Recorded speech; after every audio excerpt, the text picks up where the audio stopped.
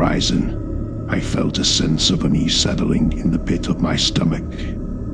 Night driving had never been my favorite, and tonight, as I found myself alone on a desolate stretch of highway, my anxiety reached its peak. The road ahead was illuminated only by my car's dim headlights, casting eerie shadows on the surrounding trees. My heart pounded in my chest as I clutched the steering wheel, my eyes darting between the road and the rearview mirror. I couldn't shake the feeling that I was being watched, that there was something lurking in the darkness behind me. Every time I glanced in the mirror, I half expected to see a ghostly figure or a pair of glowing eyes staring back at me. Trying to distract myself, I turned up the volume on the radio, but the only station I could tune into was playing eerie, static-filled tunes that only added to my growing unease. I was regretting my decision to take the shortcut through the woods instead of sticking to the main highway. But it was too late to turn back now. I had already ventured too far into the unknown. As I drove deeper into the darkness, the woods on either side of the road seemed to close in around me. The trees loomed like ominous sentinels, their branches swaying in the cold breeze, making sinister, creaking sounds. I couldn't shake the feeling that the woods were alive, and they were not happy about my intrusion. Suddenly, my headlights flickered, and for a moment, the road ahead was plunged into darkness. My heart lurched, and I instinctively hit the brakes, bringing my car to a halt.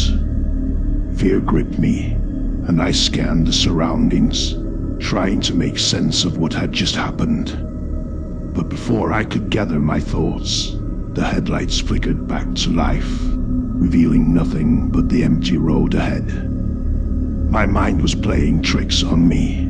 I told myself that it was just a glitch, a simple electrical issue. But my anxiety only intensified, and I felt a chilling presence in the car with me, as if someone or something was watching me from the backseat. I couldn't bring myself to turn around and look, fearing what I might find. I decided to keep driving, hoping to put distance between myself and this ominous place. But as I accelerated, strange shapes appeared on the sides of the road, twisted figures that seemed to move with the shadows. My pulse quickened, and I tried to convince myself that it was just my imagination, that the darkness was playing tricks on me. However, the figures grew more distinct, and as I passed one of them, I caught a glimpse of a hollow-eyed face peering out from the darkness. It was pale and ghastly, sending shivers down my spine. I pressed harder on the gas, desperate to escape this nightmare, but the figures seemed to multiply, surrounding my car on all sides. In a panic, I reached for my phone to call for help, but there was no signal. I was utterly alone, trapped in this spectral nightmare. The woods seemed to close in even tighter, and the air felt heavy with malevolence. Just as I thought things couldn't get any worse, my car's headlights flickered again, this time staying off for longer. The darkness enveloped me, and I was left blind and vulnerable in the midst of those haunting figures. My heart pounded in my chest, and I could feel their cold presence pressing in on me from all directions. With trembling hands, I fumbled for my flashlight, hoping that its feeble beam would at least offer some comfort in this terrifying darkness. But as the flashlight came to life, I wished I hadn't found it. The figures were no longer outside the car. They were inside, right behind me, their eerie faces inches away from mine. I screamed, my voice echoing through the woods, but there was no one around to hear me. The figures inched closer, their icy breath sending a chill down my spine. I knew then that I was not alone. I had stumbled upon something beyond comprehension, something malevolent and otherworldly. In a desperate attempt to escape, I flung open the car door and ran blindly into the woods, my flashlight clutched tightly in my hand. Branches tore at my clothes and scratched my skin, but I didn't stop. I had to get away from those haunting figures, from the nightmarish darkness that had swallowed me whole.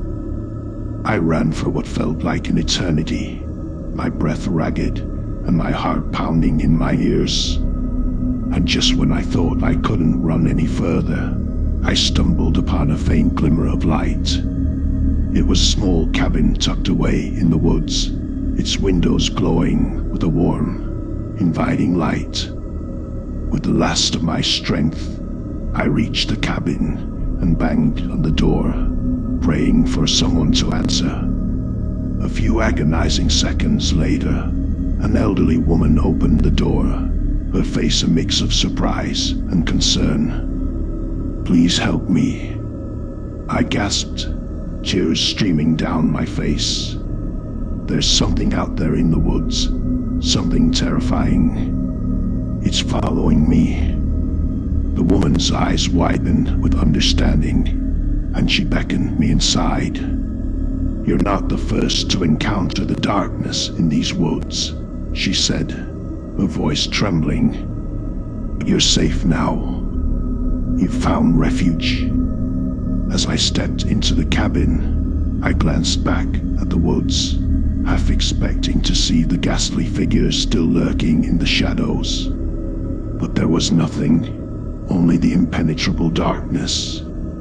The woman offered me a warm cup of tea, and as I sat there, trembling and exhausted, I knew that I had survived an encounter with the unknown, something that would haunt my nightmares for the rest of my life. From that night on, I never drove at night again, and I never ventured near those woods.